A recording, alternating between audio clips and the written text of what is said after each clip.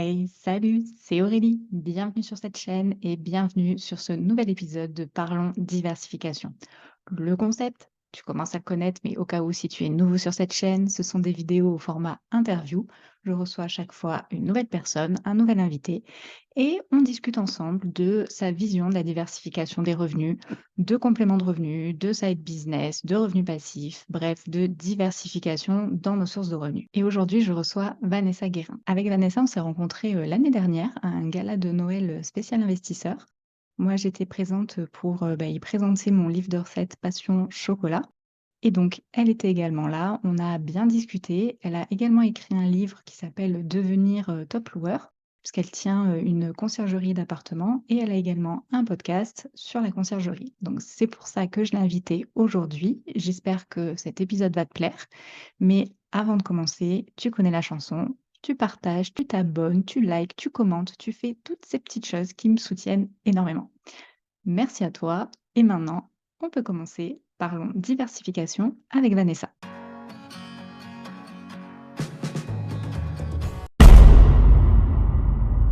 Bonjour Vanessa, bienvenue sur ma chaîne. Bonjour Aurélie, merci de ton invitation.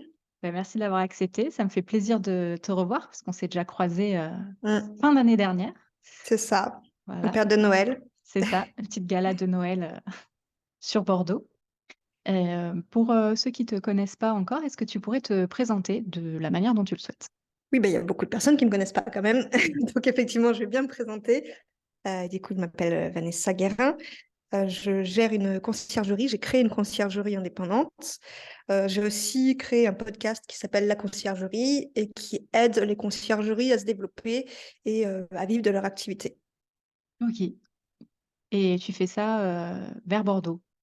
Ah oui, voilà, je suis autour de Bordeaux, pas vraiment Mhm. Bordeaux même, pour ma conciergerie et ça va faire bientôt 4 ans qu'elle est ouverte, ouais. D'accord, Et le podcast, ça fait quelques mois seulement, hein, donc c'est tout récent. c'est tout nouveau.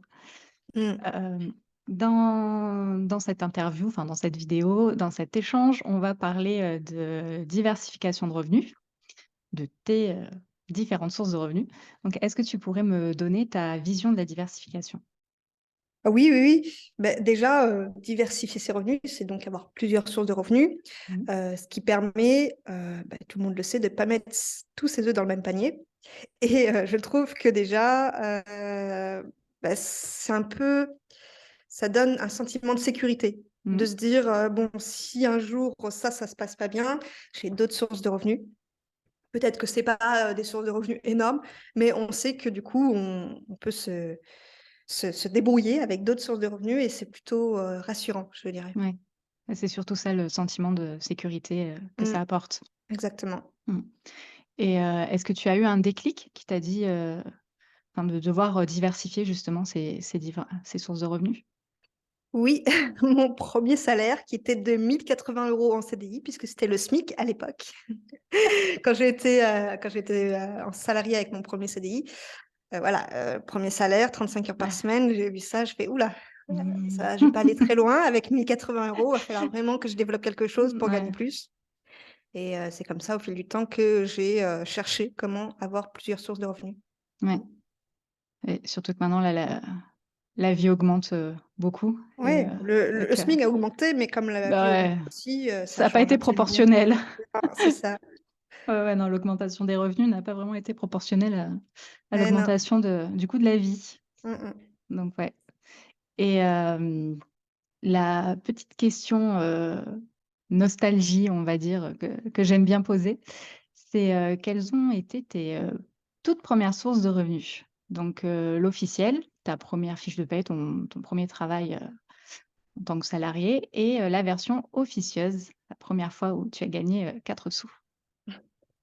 Ça a été plus ou moins à la même période. Je crois qu'on peut travailler à partir de 14 ans de mémoire, peut-être 16 ans, Ouais, je sais 16, j'allais plus. dire. Ouais, 16. Bon alors non, alors c'était à Maintenant, c'est peut-être 14 plus ans. 16, mais 14 ans, c'était l'officieuse alors, on va dire, Mmh. je gardais des enfants pendant les mariages. Mmh. Je faisais nounou à 14 ans. C'est D'accord. un peu jeune, mais je trouve, mais on peut, hein, finalement. Oui, bah, après, Alors ça dépend de la maturité de la personne, voilà, c'est ça. Mes sœurs sont plus petites de 7 ans, ouais, je les gardais déjà, donc c'est ce ça que allait très j'allais bien. dire. des frères et sœurs, C'est tu ça. l'habitude. Ouais, ouais. Et après, l'officiel, j'avais 16 ans, j'avais mon petit scooter à 16 ans, donc je pouvais aller travailler. Et je faisais dans les MJC, je nettoyais des MJC, D'accord. les sols et école maternelle aussi. Je faisais des petits OK. ménages. Et j'avais besoin de faire ça pour m'acheter mon premier ordinateur à l'époque. OK. C'est juste pour ça. D'accord. Ouais, ouais. Et donc là, c'était un contrat, du coup avec la ville ou? Ouais, c'est ça, c'était la ville et c'était un contrat d'été, jeune. D'accord. Ouais, Ouais. ça devait être peut-être 3 heures par jour pendant 3 ou 4 jours par semaine. Mmh. Ce que tu as fait quoi comme études? Ensuite, j'ai fait un bac technologique. Mmh. Voilà. Et j'ai fait beaucoup de marketing dans ce bac, donc ça j'ai beaucoup aimé. Et je me suis dit, bon, j'aime bien aussi l'immobilier. Je vais partir en BTS immobilier, profession immobilière.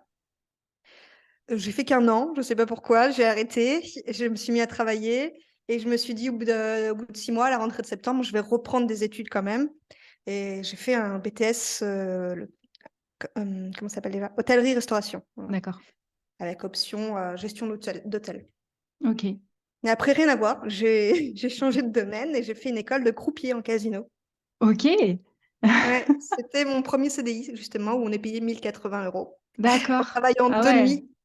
Donc, ça ouais. comptait peut-être sur les pourboires ou, Non, non, non, non, non, même pas pas? là où j'étais. Non, non, c'était un peu, D'accord. ouais. Parce que moi, j'ai que, cette vision, enfin, j'ai dû aller une fois dans un casino, enfin, c'est pas vrai, 2 fois puisque du coup, j'ai fait un séjour aux États-Unis, donc je suis allée, à Las Vegas, donc je suis déjà rentrée dans des casinos. Mais Ouais. après, j'ai Ah, surtout la vision dans les films et les séries où, justement la personne qui joue, donne un jeton, oui, au mais croupier. à la base, dans les gros casinos, les croupiers sont payés au pourboire. Mais j'ai commencé dans un petit casino Mmh. et du coup, les gens n'étaient pas habitués au pourboire et il n'y avait pas Ouais. beaucoup de gens. Donc, forcément, Mmh. moins de pourboire. Puis peut-être parce qu'aussi on est Effectivement. En France et que c'est peut-être Ouais, la pareil, culture du toujours pourboire n'est voilà, pas la même qu'à l'étranger, hein. c'est ça. Ouais. Ah ouais, d'accord. Et après? Et ben donc, rien à voir. Ouais, Tu vois, voilà, ton courtier après j'ai être fait mon école pied? de croupier. J'ai été croupière de 2014 à 2019. Ouais. Voilà. Et après, je me suis tournée vers une activité d'indépendant en mandataire immobilier, Mmh. agent commercial, quoi, comme les agents immobiliers, pendant que j'étais croupière. Et puis, le Covid est arrivé et les casinos ont été fermés pendant plus d'un an, donc j'ai eu le temps de rien faire. Ouais, Non, finalement, j'ai quand même travaillé à côté, en indépendant, mais j'ai eu le temps de réfléchir à ce que je voulais faire. Je voulais arrêter les casinos et je me suis dit que j'allais ouvrir une conciergerie parce que j'avais déjà des compétences, parce que j'avais acheté moi-même un logement que j'ai mis en Airbnb. d'accord. Mmh. Mmh. Puis c'est vrai que ton travail dans les casinos, comme tu dis, c'est fatigant la nuit, mais en plus avec un salaire, C'est ça, c'était que pas du logiquement tout. quand tu as des travails comme ça où tu bosses le soir, où tu as des horaires décalés, tu as quand même un peu des Mmh. prix, quelque chose. Les casinos, non, c'est les horaires normales. Voilà. Eh beh, limite vaut mieux être serveuse, je pense, tu gagnes peut-être plus que Ouais, franchement, ouais. mmh. Et du coup, à l'heure actuelle, tu as combien de sources de revenus, différentes? Et ben, j'ai fait le petit exercice quand tu m'as envoyé la question, parce que c'est vrai qu'on n'y pense pas forcément, mais on a plein de petites sources de revenus. Mmh. Comme je le disais, j'avais acheté un appartement, un petit studio, que j'ai loué en courte durée, donc ça a été une de mes premières sources de revenus. Et non, même pas, parce que j'ai eu une première source de revenus avant d'acheter ce bien. J'avais ouvert une boutique en ligne, sur, D'accord. Shopify, c'est assez Mmh. connu. J'ai ouvert une boutique en ligne d'articles de casino pour les fans, en fait, les Ouais. cartes spéciales, Mmh. des gadgets, voilà. C'était juste pour voir si ça fonctionnait, ça n'a pas fonctionné. D'accord. OK, donc là, tu l'as plus cette source de Je revenus, ne l'ai c'est plus, mais c'était une très bonne expérience. bien sûr. Ensuite, du coup, j'ai été mandataire immobilier, Mmh. donc j'avais des commissions sur les ventes. En tant qu'apporteur d'affaires aussi, quand, on donne, un contact d'un propriétaire qui peut faire un diagnostic immobilier ou des choses comme ça. On gagnait, Oui. une Oui, tu commission. récupères une petite commission Ouais, dessus. c'est ça, voilà, une commission ou même pour les courtiers aussi, ça marche beaucoup. Et après, j'ai ouvert, ma conciergerie. Donc là, on est sur une, 2, 3, on est sur la quatrième source de revenus. J'ai ouvert ma conciergerie. C'est d'ailleurs ma conciergerie qui me fait vivre actuellement. C'est ma première source de revenus. Et par la suite, j'ai créé un petit livre, un livre pour aider les loueurs en courte durée. Donc là, j'ai aussi une source de revenus sur ça. Et en parallèle, j'ai investi un peu en bourse aussi. Mhm. Mais ça, c'est totalement passif. Je n'ai pas de revenus là-dessus Oui. puisque j'investis et Et tu je ne récupère réinvestis pas. les Voilà, dividendes. c'est Ouais. ça. Donc ça, je ne sais pas trop si on peut appeler ça une source de revenus, mais c'est un capital Mhm. qui s'accumule. Et le podcast aussi. Et le podcast, en fait, j'ai quelques sponsors de temps en temps. Ça fait une petite source de revenus pour acheter du matériel, pour faire du podcast. Voilà, pas plus. Mais derrière, j'ai créé aussi une petite une communauté où j'aide des personnes à développer une conciergerie. Donc, je commence à faire des formations en ligne. Voilà, j'en ai D'accord. fait quelques-unes déjà. Ok. Donc, ça en fait Et- quelques-unes. J'ai pas fait le Ouais, compte. j'ai pas compté non plus. T'es compté. Et voilà, Et- après des petites sources de revenus, mais du style achat-revente sur Vinted, Mhm.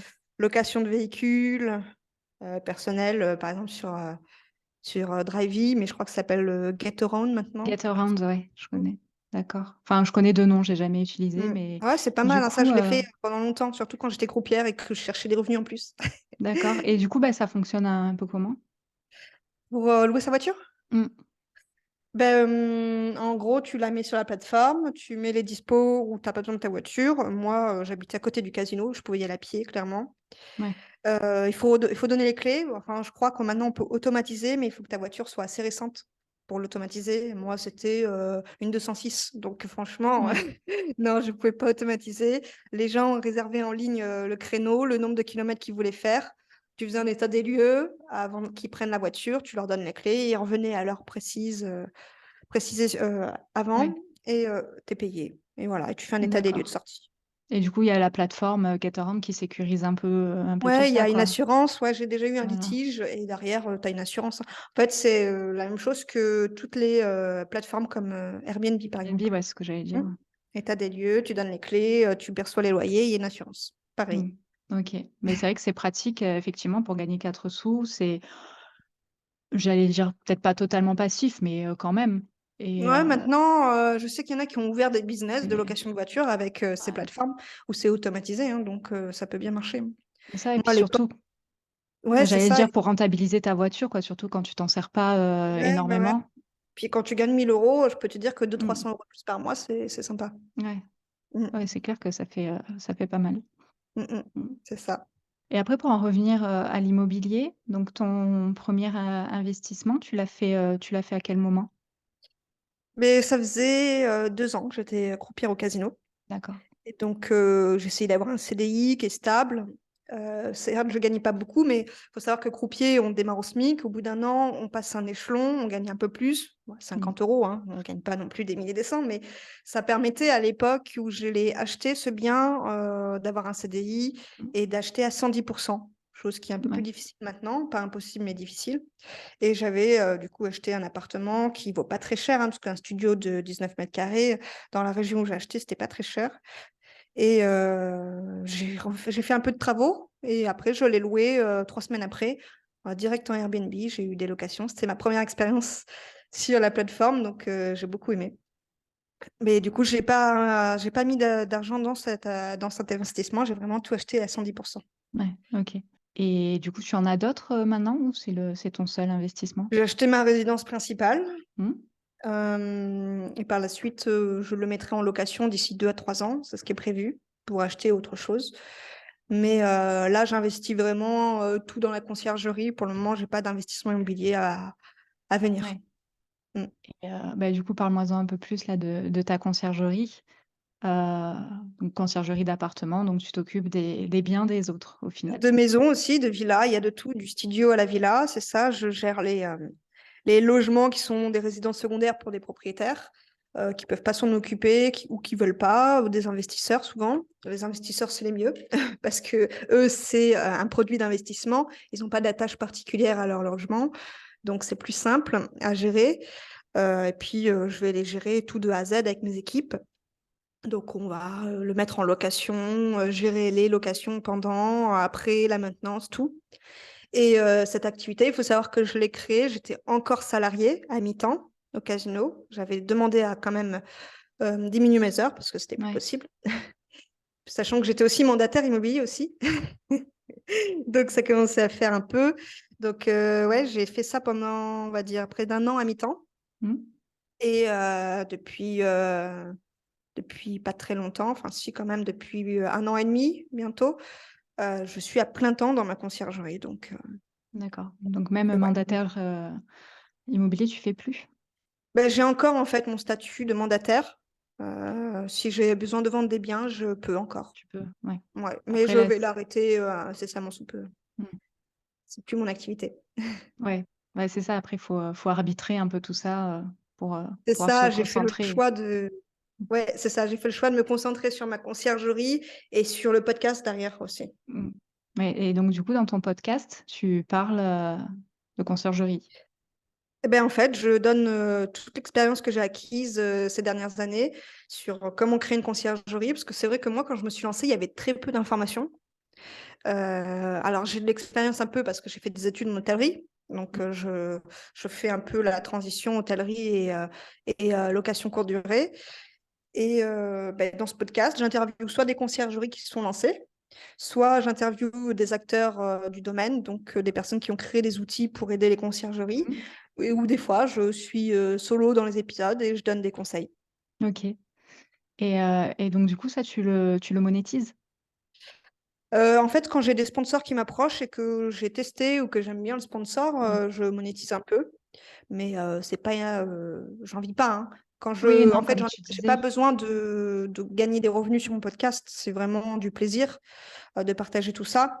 Ce que je fais, par contre, à côté, c'est que comme j'ai eu beaucoup de demandes suite à ce podcast, j'ai créé une petite communauté. Et avec cette communauté-là, ben, j'offre soit des formations offertes, soit des fois des formations payantes pour me rémunérer un petit peu. Mmh. Oui, j'ai déjà interviewé, des personnes qui ont également un podcast et effectivement, même si, eux, ils le monétisaient pas, ça leur apportait, quand même des clients et ça les faisait connaître C'est ça. et donc ça rapportait des clients pour d'autres Oui, pour projets, d'autres voilà, produits, en fait, derrière. tout à C'est ça.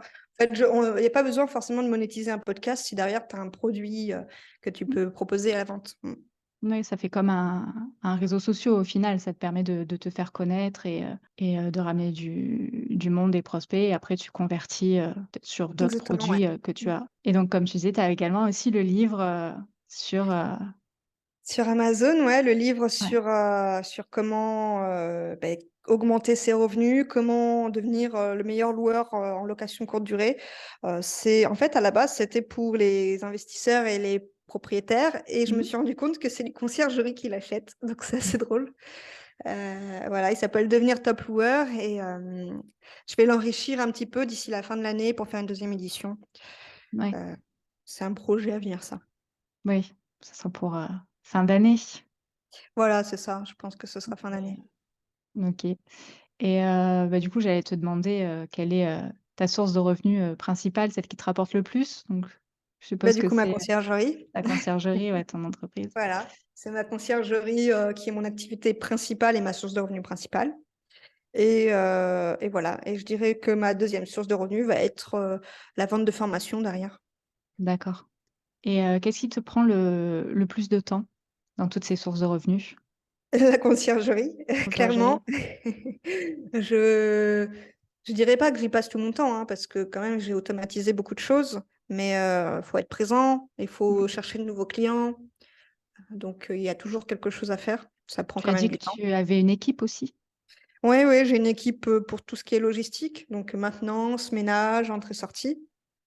Même si D'accord. des fois, entrée-sortie, c'est pas toujours fait en physique, ça peut être aussi automatisé. Mais tout ce qui est réunion, rendez-vous avec les clients, recherche de nouveaux clients, c'est moi qui m'en occupe. Les réseaux sociaux, tout ça. Mmh. Tout ce que OK. j'aime, en fait. Ouais. Et quelle est la source qui te demande le moins de temps? Moins de temps, ben, je dirais le sponsor, parce que finalement, je ne cherche pas de sponsor. Souvent, C'est eux qui te c'est eux qui contactent? viennent, ouais, qui me contactent. Mais après, Ouais, je dirais que c'est ça. La bourse, puisque finalement, c'est passif, hein, je n'y touche pas. Oui, Mm. ça, la bourse, ça revient souvent.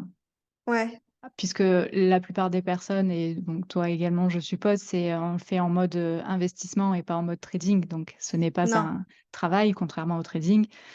Mais en mode investissement, au final, on y va une fois par mois pour regarder un peu où ça en est, réinvestir un peu, c'est ça. et puis on se revoit au mois prochain. Exactement. C'est exactement ça. Et du coup, qu'est-ce que tu préfères le plus?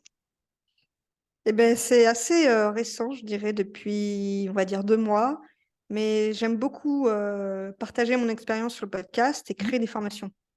D'accord. Donc, c'est aussi un projet que je vais développer davantage dans les prochains mois, parce que ça me plaît beaucoup. Ok. Est-ce qu'il y a quelque chose que tu fais mais que t'aimes pas trop? Qu'est-ce que j'aime pas trop faire? Ben, mandataire immobilier, c'est pour ça que j'arrête. Mhm.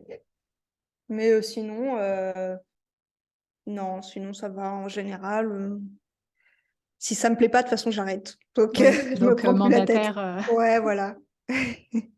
Et puis après, comme tu disais, tu peux continuer à faire apporteur d'affaires.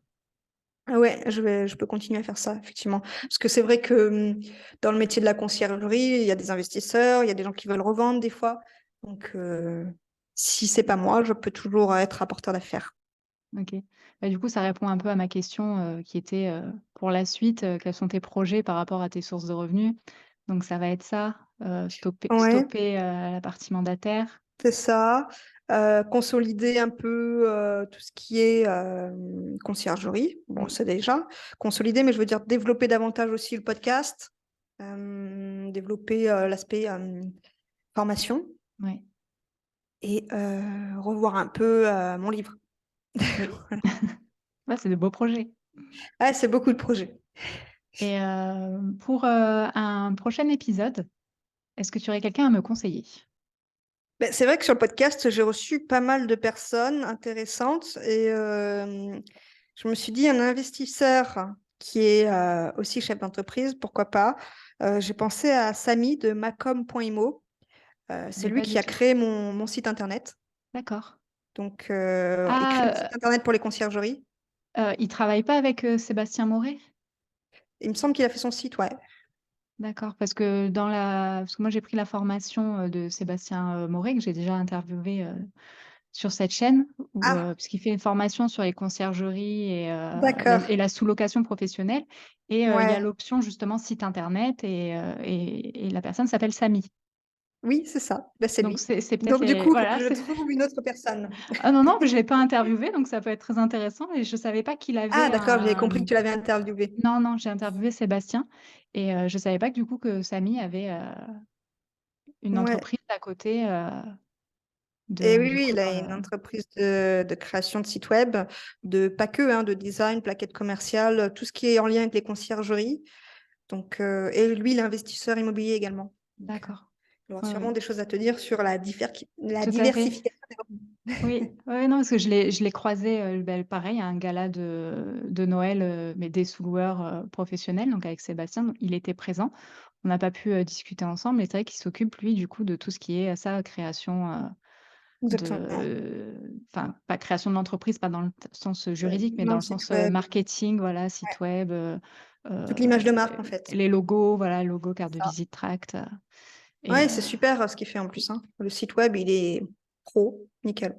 bon, ça marche alors, je vais le contacter. Je te passerai son contact si tu as besoin, Ouais, mais je je pense veux que tu bien. l'as déjà, hein. Puis en plus, je mets tout en barre d'infos. Ok. Et donc même toi, si tu pourras nous dire où est-ce qu'on peut te contacter. Peux me contacter sur Instagram, la conciergerie podcast en Mhm. général. C'est là où je suis le plus active. Et puis, je pense que c'est le meilleur endroit où je peux répondre. Puis après, je mettrai toutes les autres infos, le lien du podcast. Les personnes sont intéressées pour aller voir. Bah, s'ils veulent Et créer une conciergerie, ouais, avec plaisir. mm, ok. Et pour finir cette interview, je te laisse le mot de la fin, si tu as un message à faire passer sur la diversification de revenus ou autre, sur le mindset, l'immobilier, ce que tu veux. Ouais, ce sera plus sur l'entrepreneuriat, je dirais. Mhm. Euh, Je dirais que de nos jours, on peut tous avoir une activité, un side business, comme on dit, et ça permet de diversifier ses revenus et qu'il ne faut pas avoir peur de se lancer parce qu'il y a tellement de choses que l'on peut faire. Je donne une idée, l'achat-revente sur Vinted, c'est un side business, on peut le faire. On peut louer sa Mm. voiture, on peut faire du covoiturage, c'est un peu moins un side business parce que ça dépend quand même de nous, mais on peut avoir plein de sources de revenus Mm. différentes sans s'en rendre compte. Ne serait-ce qu'en faisant cet épisode-là, j'en ai découvert que j'avais oublié. Donc, pour tous ceux qui veulent Mm. gagner un peu plus, il y a toujours des possibilités sur l'entrepreneuriat, en fait. Oui, et puis il faut pas penser, enfin, quand on pense, side business ou autre, on se dit de suite, il faut faire un revenu, complémentaire, mais revenu, type, salaire. Alors que non, ça peut être juste, une centaine d'euros ou comme tu disais, la location de voiture, 200 Ouais, € par mois, ça fait, déjà, c'est le beurre dans les épinards. Ça c'est fait, ça. Surtout à cette période-là, en général, on mmh, aime bien avoir un peu plus de revenus. On peut avoir un side business, mais on peut en avoir deux, trois, quatre. Tant mmh, qu'on s'y retrouve et qu'on passe pas son temps non plus à se tuer à la tâche, c'est pas le but. ouais, Mais il est facile de nos jours de oui, gagner un peu d'argent. c'est Donc, ça. Avec faut internet pas oser. maintenant, C'est ça. on peut faire plein de choses. Voilà. Mmh. Bah, merci beaucoup Vanessa, c'était un plaisir Merci à toi, Aurélie. C'était très sympa cette discussion. et puis, beh, j'espère qu'on pourra se recroiser, peut-être à Noël, à un autre Ouais, gala, voilà, un autre gala, ce sera possible. c'est ça. Merci encore. Bonne journée à toi. Allez, bye. Et voilà, cette vidéo est terminée. J'espère qu'elle t'a plu. Si c'est le cas, partage-la, fais-la découvrir. Abonne-toi si c'est pas déjà fait. Et puis je te dis à bientôt dans une prochaine vidéo. Ciao.